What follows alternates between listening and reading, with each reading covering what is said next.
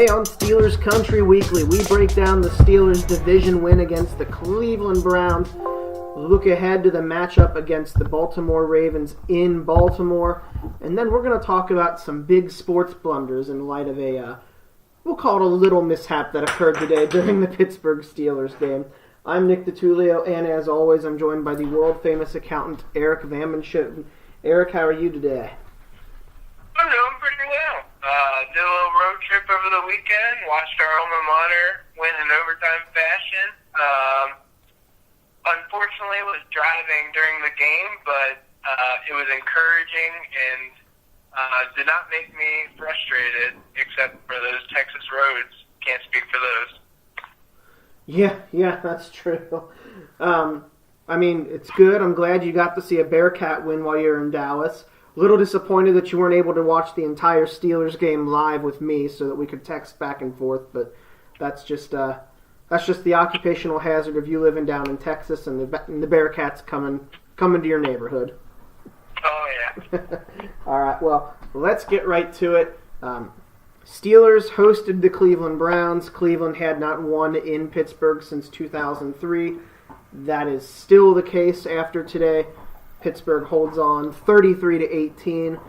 This was an interesting game from the get-go. It was a very slow start for the Steelers, something that's become fairly common this season in particular. Cleveland jumps out to a 6-0 lead. From there, they have the option or the ability to kick a field goal to go 9 up. They miss, and that leads into the second quarter where the Steelers pretty much maintained control for most of the rest of the way.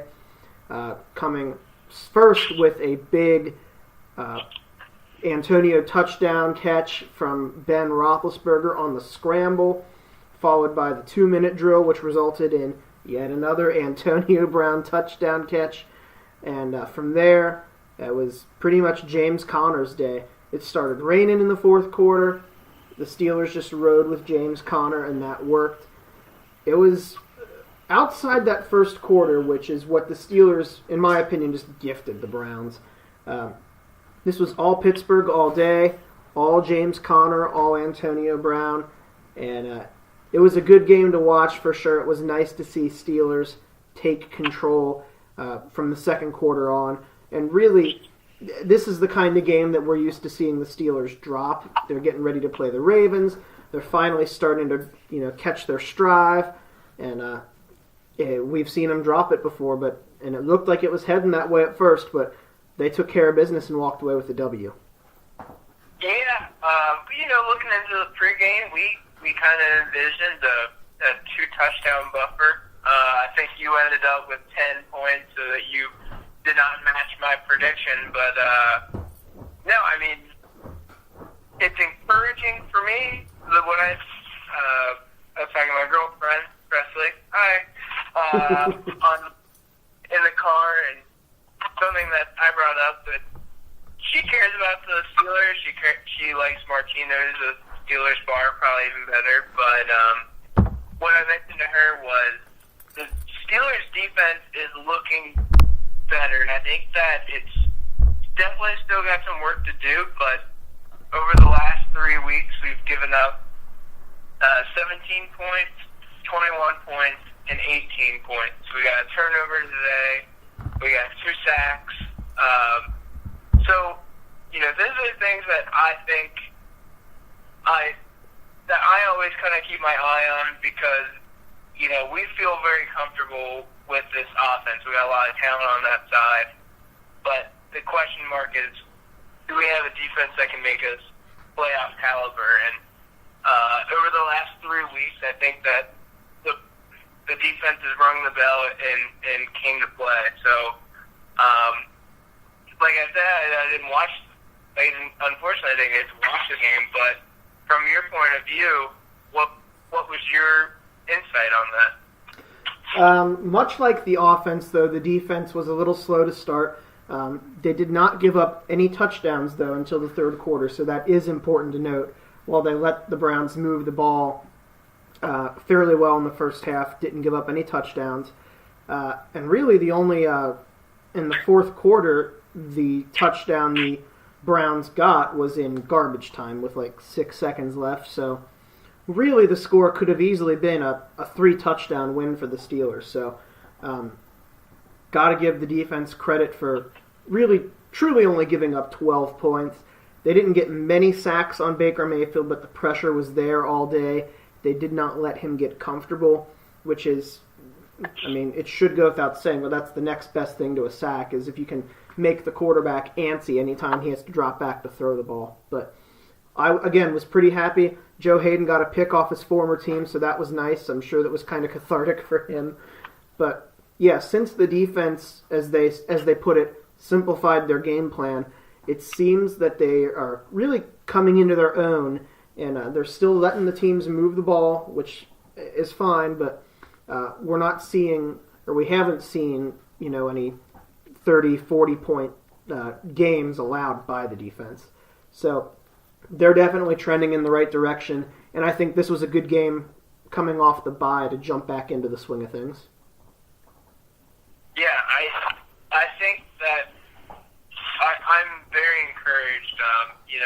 Considering the beginning of the year, it was a little rough in the beginning, and we're almost at that half point in the season, and we're sitting on top of the division. We have 4 games down in the division, so we've closed out the Browns series, and like you alluded to in the beginning of the year, as long as we take it, we take to it and we take care of business against our division foes, it'll kind of play out for us. So right now, it's looking pretty encouraging, and I love what James Conner's been doing. 146 yards on the ground today. He's key to this cog, and like I said, I'm excited about where the defense is progressing to. So I don't know. It's hard to be discouraged about anything that's going on with the Steelers right now. Right. One thing that I did want to point out that I thought was interesting was James Washington was a healthy scratch today in favor of Justin Hunter. Looked like they were giving Justin Hunter just a chance to get on the field and see what he could do. They said Washington really hasn't done anything wrong. They just wanted to give Hunter a chance to see if he's worth keeping around. He was only targeted 4 times, had 2 receptions for 15 yards. But you mentioned James Conner. Also important to point out that in addition to having 24 carries for 146 yards and 2 touchdowns with a long run of 30, he also had 5 receptions for 66 yards. So he was definitely... He was reminding me a little bit of Le'Veon Bell, because part of what makes Le'Veon Bell such a great running back is his ability to catch balls out of the backfield, either by design or when everyone else is covered, Ben can just dump it off to him. So that was another facet of James Conner's game that I think really helped the Steelers out today. As well as Vance McDonald had a couple big catches today, 3 receptions, 47 yards, a long of 22 from him. Vance McDonald's kind of an interesting character. I love his hustle and I love his physical mentality. So he won't, minus that 75-yard stiff arm touchdown against the Bucs, he won't have too many huge plays like that, but he's going to make impact plays, having 10, 15-yard catches where he stiff arms someone or runs them over. He did it against the Bengals with Vontaze Burfict. He did it today against the Browns, couple stiff arms where he was rumbling and bumbling, as Chris Berman would like to say. That's awesome. Yeah, so it's good to see him take that Steeler, you typically call it a defensive mentality, where they're just going to beat up the other team, but he takes it to the offensive side of the ball. And definitely makes it interesting to watch. He's a little more physical than Jesse James. So that's always fun to see too, when you can get a tight end in there who's pushing people around. We haven't seen that from a receiver in Pittsburgh since Hines Ward, really, when he would rough people up. But yeah, this was a good game. One thing, there was a couple things I did not like, however. One was we had yet another forced tipped interception from Ben Roethlisberger, which if Cleveland was able to finish stuff on offense, it would have made the game a lot different. So we got lucky there. Good job to our defense for holding up and preventing a touchdown. And then the Steelers actually managed to get Cleveland in the end zone for a safety. It was actually a holding call in the end zone, which was the result of this. The problem, though, was on the free punt after that. Ryan Switzer went up to receive the ball. It was kind of a shorter kick. Roosevelt Nix called for a fair catch and then didn't catch it. So Ryan Switzer just let it go, and I guess no one on the field knew that it was a live ball. It wasn't like a standard punt. So Cleveland just recovered it. I'm pretty sure this has happened to Pittsburgh since we've started doing this podcast. I can't remember when, but I seemed like I was having deja vu. That was a boneheaded mistake, and if your job is primarily to be a return man and you're Ryan Switzer, you'd better know all the ins and outs of the rules of punt returns and safety free kicks and whatnot, because that, to me, at the NFL, not knowing the rules, it's the same thing whenever someone says, I didn't know they could tie.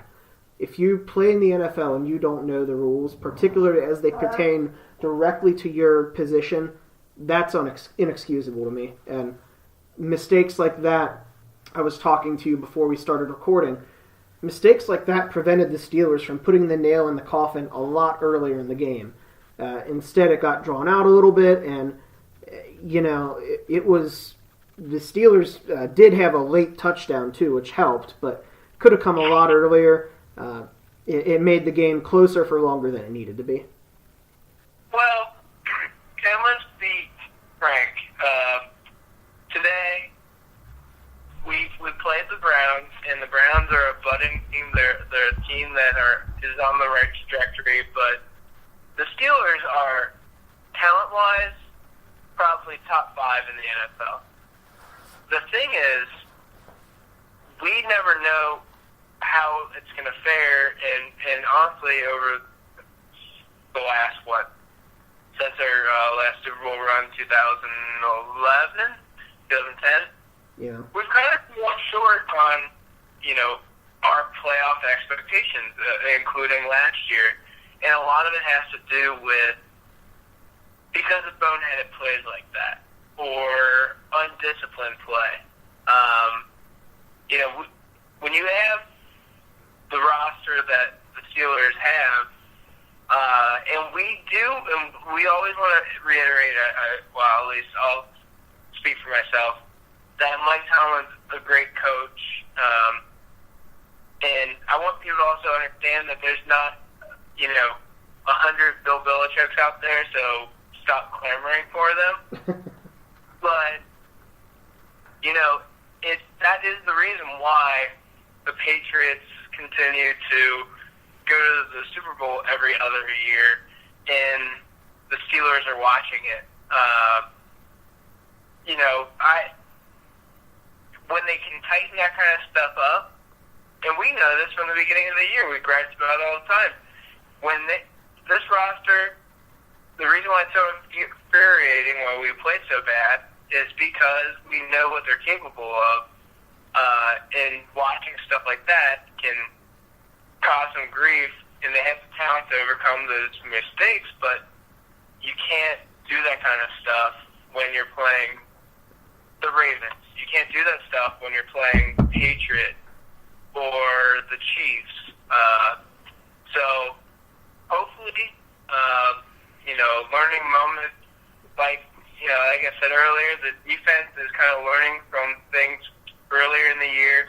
I think the penalties, still not perfected, but when you were averaging 12 a game and now you're cutting it probably by half, step in the right direction. So right now is when you learn from those things about how to be a good football team so you don't make them in week 18 and beyond. Yeah, and speaking of penalties, I was trying to find that statistic. I couldn't find it, but going into the game today, the Steelers and Browns were each tied with 60 flags, which is the most in the NFL. which is also impressive if you're the Steelers because you've sat out a week that the Browns played in, and you still had just as many penalties as they did going into today. But well, at least we're leading the league in something. Yeah, I mean, I guess we'll take the wins when we can get them. But yeah. You gotta look at the silver lining, okay? Yeah, that's true.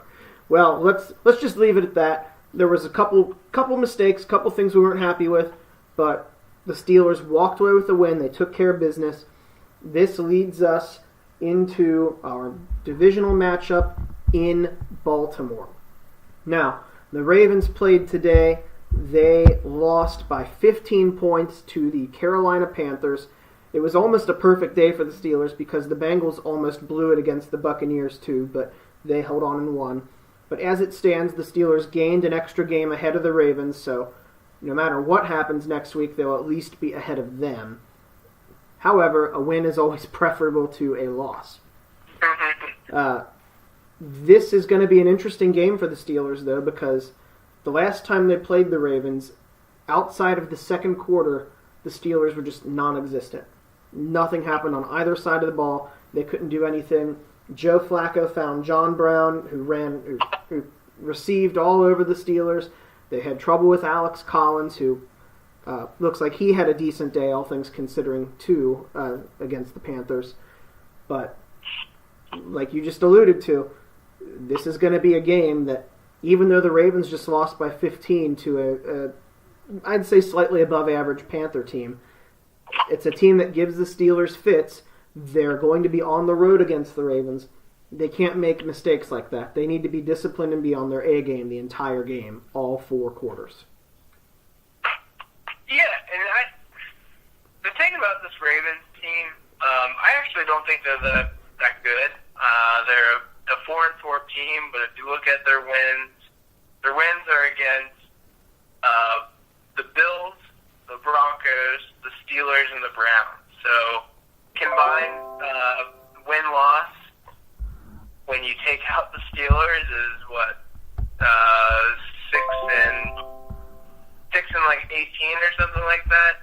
So this isn't a great Ravens team. The only thing is, you can't take out the Steelers' win out there because the Ravens were 4-12 a couple years back, and they took 2 away from the Steelers, and obviously controlled that year playoff seeding, which we could have maybe got home field advantage. The Ravens are a pesky team. I hate comparing what they do week to week in about how they're going to play against the Steelers because they turn it up to about 17 octanes higher than they can do for any other team. Terrell Suggs hates the Steelers. John Harbaugh, a really smart football coach, knows in and out, but he says you're not a Raven until you've played the Steelers. Tomlin would say the same thing to his Steelers about the Ravens. So, always loved watching this game, but that question mark about what they're going to do this week, I could not tell you, and I wish you could shed some light on me. Well, I mean, let's look at this, too. The Ravens have 2 losses in a row now, one against the Saints with that missed Justin Tucker extra point that would have tied it, and the Panthers. This is going into their bye week, so I take everything you said. The Ravens are going to be very desperate to get a win before their bye, because after the game against the Steelers, they'll have a matchup with the Bengals after their off week. And we know just as well as anyone that when you have all of these divisional games or not even staggered, just in a block, that can make or break your season almost. So the Steelers are in the same position as the Ravens. This is the Steelers' last game in the division until I think the final game of the year against the Bengals. And you would hope that the division would be locked up by then, but you never know. I just think that the Ravens are going to come fired up, ready to go. They know they need a win. A pretty important game for them because they would drop to 4-5 if they lose. And they would fall yet another game behind the Steelers, who I believe are 2 games ahead of them now, or maybe 1.5 with that tie. Not exactly sure. But I just look at the Ravens to come out swinging. I think Alex Collins, they're going to rely on him. He's going to probably have a big game regardless of whether they win or lose. And what I'm looking for on defense is, can the defense stop Baltimore's big plays? Because I don't know how, I don't know why. Somehow the Ravens always have big plays against the Steelers in the last 3 to 4 seasons in particular. John Brown had some big plays the last time they played, but they make Joe Flacco look like a better quarterback than he is. It's going to be telling this game how the Steelers respond. I was hoping that they wouldn't fall into the trap against Cleveland. We've seen them do that last season in particular, like with the Jaguars, both times they played them. But I would think that the Steelers have everything. I don't think they're going to fall victim to the trap game anymore. The Ravens should never be a trap game anyway, but I think that you're going to see Ben Roethlisberger be in a little more control this game. He's going to kind of take the reins more. I don't think they're going to rely on James Conner as much. I think they might try to establish the run, but I think they'll abandon it pretty quickly if it's not working for them.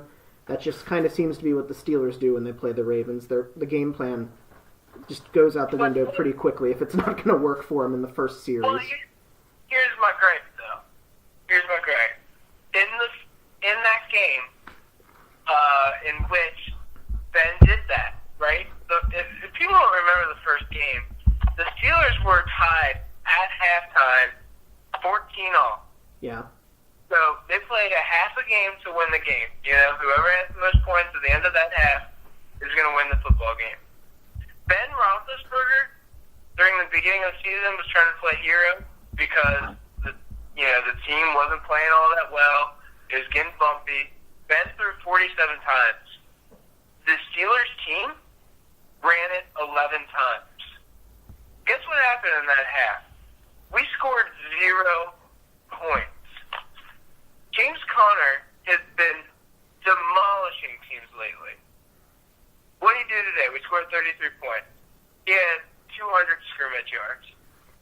Against the Falcons, we gave it to James Conner 21 times, 110 yards. What is the key to this game? And I think the Steelers, I hope the Steelers, are not dumb enough to understand that when you give the ball to James Conner, I don't know the exact stats in front of me. When you give James Conner 20 touches in a game, I believe that we've won every single football game. And I know that a lot of it has to do with that we don't fall behind 21 points. But in that game, the reason why we lost is because the Ravens knew that Ben was dropping back every single play, and we didn't give it to a player who, at that time, maybe the Steelers didn't have as much confidence. Maybe they were hoping that Le'Veon was going to do a Shane Falco and run out of the tunnel at halftime and join the team. But the thing is, you have one of the best running backs. I'm saying it. He is statistically one of the best running backs when you give him a chance.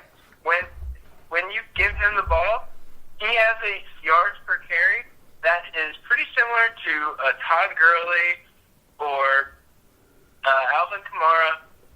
So please, I'm pleading to Tomlin to implement a game plan that involves James Conner in this game.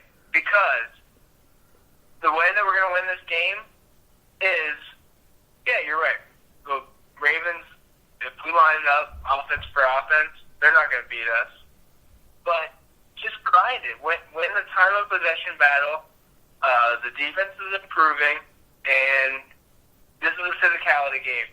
So let those offensive linemen do their job. I have faith that our offensive linemen can beat the defensive front and win that game by a man-by-man battle.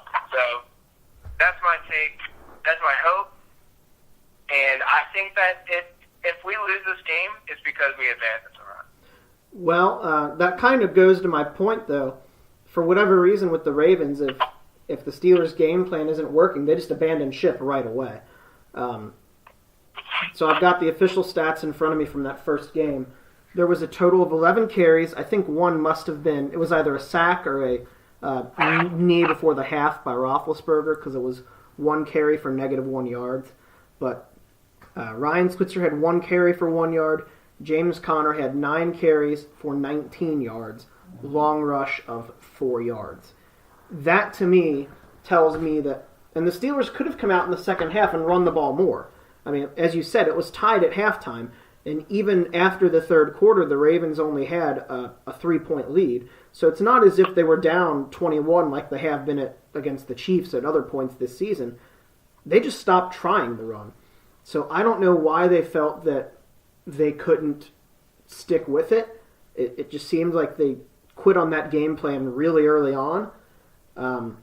So I'm with you. I hope that they do try to stick with it more, but if the Ravens' history and how the Steelers respond to it is any indication, I don't think it's going to happen. I'm with you, though. I hope it does.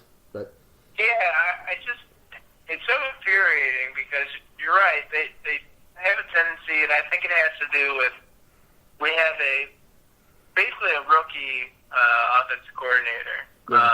He hasn't called plays since he was at Memphis in 2006. So I think he's still coming into his own, but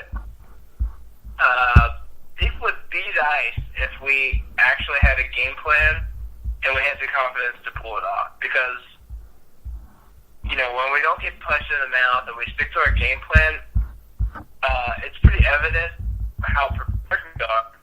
And because those are the games that go according to plan, and we play well and instills confidence in the team. When we just do away with it, I just feel like the wide receivers are running lost. I feel like Ben Roethlisberger looks like the bad moments that Brett Favre had in his career, and it just looks like a backyard football battle. And I just hope that you can't do that against the Ravens, especially at the defense had a bad day against the Panthers. But I bet the Panthers teed up a great game plan because they have a good team this year, and we'll see that in 2 weeks. But just have confidence. We have a good coach who comes up with great game plans. Go out there and let the top 5 roster in the league execute it. You do that, you're going to win on Sunday. all right, well, what do you think going to be the final score? I think that the Steelers have lost. They're not going to be the puppy that lost their way. I think that they understand. They're going to learn from their mistakes. They realize how pivotal this game is. Javon Hargrave is going to get a sack so he can do his grave digger stance to the Ravens and put their playoff hopes in jeopardy. So I see the Steelers pulling this one out. It's going to be a close one. I think it's a 27-24 game that Justin Tucker is not going to miss the field goal in the end, but instead the Steelers coming up with a game-winning drive. In the words of Lee Corso, not so fast, my friend. I don't have that much confidence in the Steelers going into this game. I think they are starting to gain control a little bit more. I don't think they've quite hit... I don't think they've totally gelled yet.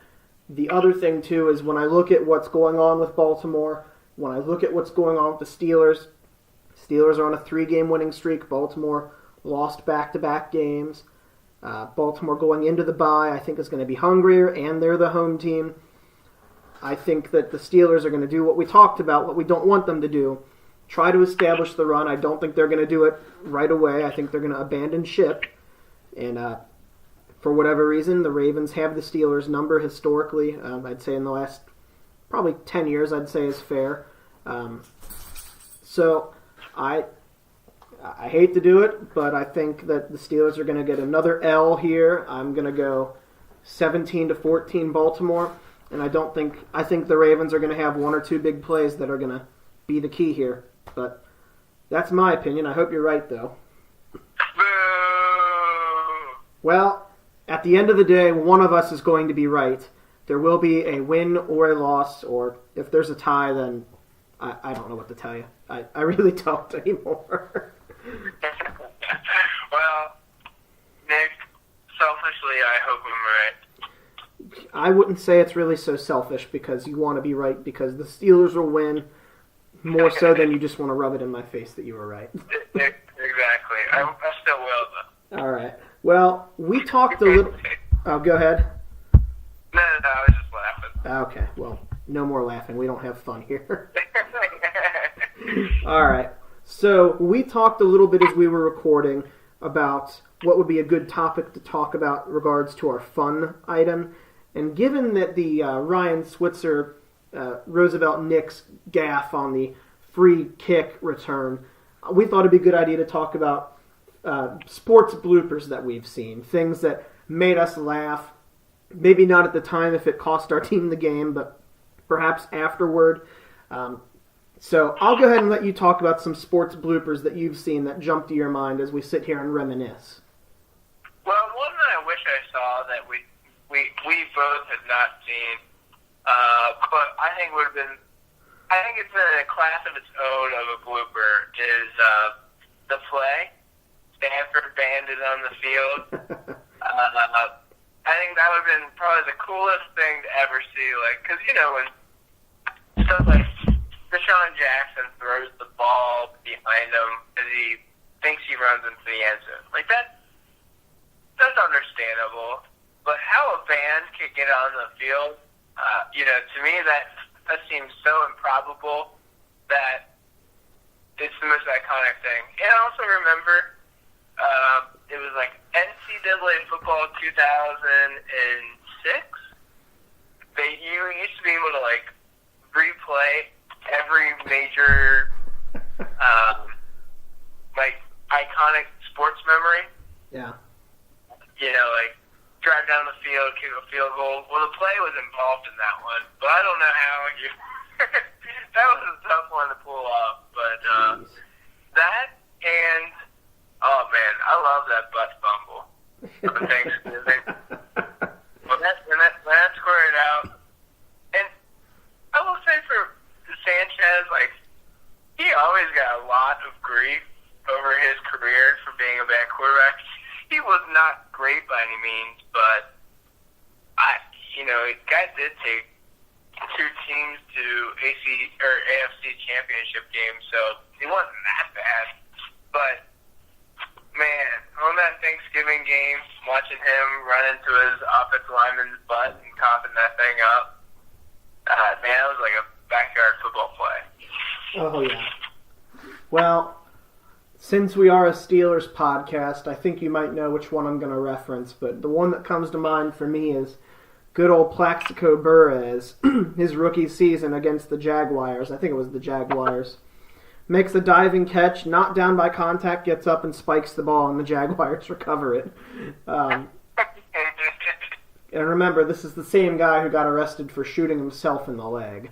I was going to say, when you first said that and you said Plaxico, I was like, are you going to say the blunder about him actually shooting himself in the leg or something related to his play? But I mean, I guess you can say that both are kind of related. If someone is going to spike the ball when they're not down by contact, there's a higher chance that they'll probably shoot themselves in the leg as opposed to someone who hasn't done that in an NFL game. But have you done the statistical analysis to prove that? No, it's not. It's not a statistical analysis. It's just my gut feeling.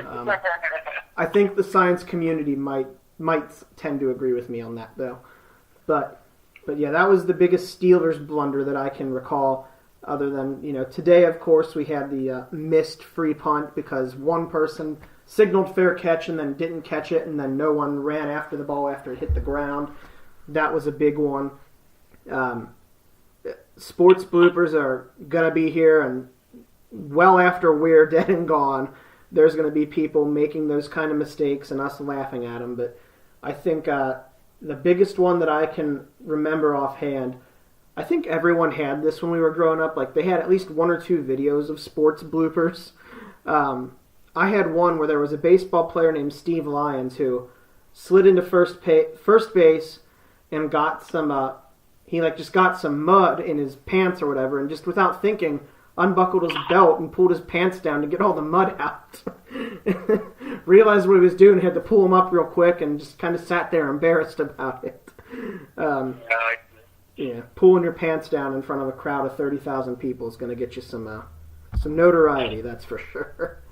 You know, I remember our listeners might not know this, but there was a little bit of back nudity going on at a UC Bearcats game. A defender grabbed the pants of George Wynn, running back for the team, and pulled him down by his butt. So, got to see George Wynn's butt. He was a heck of a running back, you know? So, but that was kind of a sports blooper in itself. Good run, though. Very, very proud of that run. Well, if we're on the topic of UC, I remember probably was 3 or 4 years ago at this point, Kevin Johnson went to check in for the basketball team, pulled his pullover off, forgot his jersey in the locker room, so he had to run back. He had to run back in, and Mick Cronin was not a happy South Pole elf that day. But yeah, there's a lot of them. So if you can think of one out there, folks, definitely leave a comment for us. We love to see that kind of stuff, and it's great being reminded of all these great bloopers we have in sports history. So, all right, well, we did a recap today of the Browns win. We looked ahead to the division matchup against the Ravens. One of us says it'll be a Steeler win. Another one of us is being more pessimistic and saying it's a Steelers loss. And then we talked about some sports bloopers. Eric, is there anything else you want to touch on before we sign off for the week? No. Good sports weekend. Got to watch Bearcats play. Steelers got to win. Hoping for another one next week. Yeah, and maybe by this time next week we should have a World Series champ no matter what by this time next week. They're wrapping up Game 4 tonight. Maybe there'll be a win tonight, who knows? But if that's the case, then we'll have just football and basketball to talk about from now on. Summer will be officially dead and gone with baseball being over. So, for the world-famous accountant Eric Van Manschoten, I'm Nick Petulio, and this has been another episode of TheGameHouse.com's Steelers Country Weekly.